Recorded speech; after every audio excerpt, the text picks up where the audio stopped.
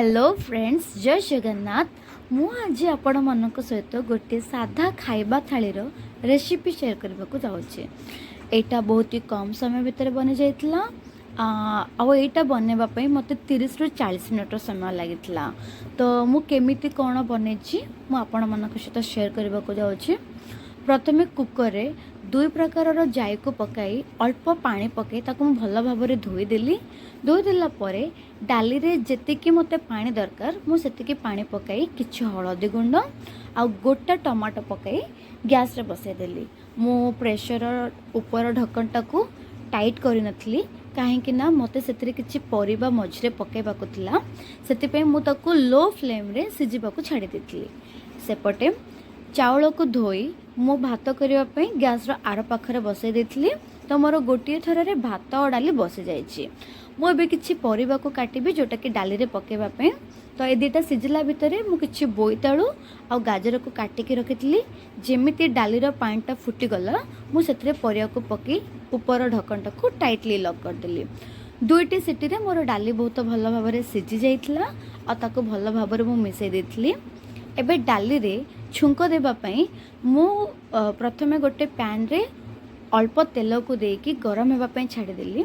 जेमिति तेलटा गरम है से मु सोरिष आ जीरा को पकेली। जेमिति सेटा फुटीगला से मु छुंक जहाँ जमती लगे रसुण कंचा मर्च पियाज को काटिकी रखी पैन रे पकेकी ताको भल भाव गोटे थर मिक्स करदेली कि से भल भाव भाजी हो जाओ। भल भाव भाजिला परे मु सही छुंकटा को डाली रे पकेदेली। डाली रे पकेला परे ताको भल भाव गोळेदेली और एथरे किछि पानी देकी मु सेही पानीटा को डाली रे पकेदेली। एबे अल्प लूण देकी मु गैस रे बसैदेली। सेटा फुटी जीवो कहिकी सेतेकी भितरे मु फुटिला भितरे पालंग शाग को पकेदेली। सी मध्य भल भाव सिझी जीवो। तो मु दुईटा जाक पकेकी सिझेबाको छाड़देली। जेमिति फुटी गला ना मु गैस को बंद करदेली। एपटे तावा भजा करने मु किछि बोईतालु आलू को गोल गोल कर काटी आ बोईतालू को एमिति शेप रे काटी। तावा भजाटा बहुत ही टेस्टी लगे मते। तो मु सेतिपई तार रेसिपी भी आनी काटिदेला मु ताको भल भाव धोईदेली। एथिरे जेमिति पानी न रही जाए से गोटे जाली रे आको धोई धोई रखुची। धोइला मु आको सिझेबिनी।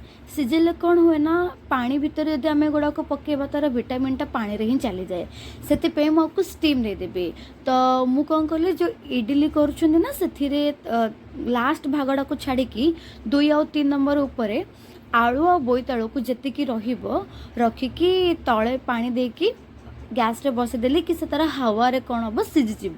सिझी गले से बहुत टेस्टी लगे और विटामिन भी जाएनी से देहपाई भी एटा बहुत ही भल रहे। आ जेहेतु मुंबई रे वर्षा समय रे बोईतालू बहुत ही भल मिले। आपड़ देखिपे केमिति कषि होकी अच्छे गुड़ाक आको मु सिझेबाकूँ छाड़देली। छाड़देला किसी समय छाड़देला ये बहुत ही भल भाव सिझी जाता। देखो यहाँ हूँ बोईतालू आ तलर जो आलू गुड़ाक बहुत ही भल भाव सिझी जाए। आम आपको गोले गोटे बेटर मु प्रस्तुत करी मुझे को देखो केमती कौन करी। यहाँ गोटे मिक्स पाउडर जो थी कि सब मिसिकी थाए। एथिरे खाली आपन को स्पाइसी टिके मर्च गुंड आ कलर आसवाई टिके हलदी गुंड आ स्मेल टिके गरम मसला आ धनिया पाउडर मु ढाली आ स्वाद अनुसार अल्प लुण कहीं से आगुरी ही लुण मिसिकी थाए। तो मुझे भल भाव अल्प अल्प पानी देकी मिसोली कहीं बहुत पानिया न हो जाऊ। तो मत जमीती पूरा तावारे जमती लगे ना मसला गुड़ाक लगिकी रही बहुत ही टेस्टी लगे। तो मुझे बेटरटार क्वांटिटी रखा चाहूँगी। देखो तो मुझे धीरे धीरे पानी पके गोलोची कि बहुत ही पानिया न हो जाओ आ कि बेसी मोटा भी न हो जाओ। तो यहाँ को भल भाव गोला मुझे तावा बसईदेली गैस रे से किसी तेल लगेदेली। तेल लगेला मुझे जहाँ सिझे बोईतालू आलू को गोटे गोटे कर से बेटर बुड़े बुड़े तावारे भाजवाई छाड़देली।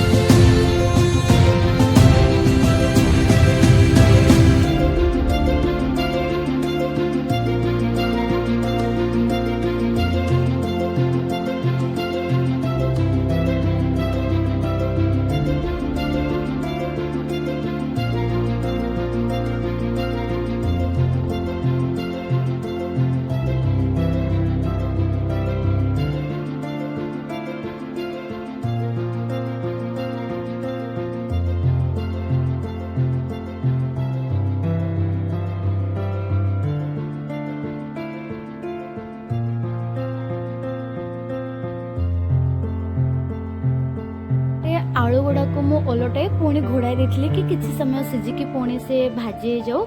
आलू तो एमती सिझी जाइए केवल मसला गुड़ाक टे भल भाव सिझार था। तो मत लुण पानी करने को भी इच्छा होता तो मु 2टा कटिक पोटल को मझिरू काटी देती किछि रसुण कोल आउ गोटे टमाटो को 2 फाड़ कर देती से किछि लुण पकाई तेल पकईकि मु गैस सेटा को भाजीदेली। तो मोर कम्प्लीटली खाइबा थाली रेडी होता। मु गोटे कंसा थाली रे भात पालंग सागर डाली तावा भजा लुण पानी को करी खाइबार मजा नेली। वीडियोटी आपको भल लगी।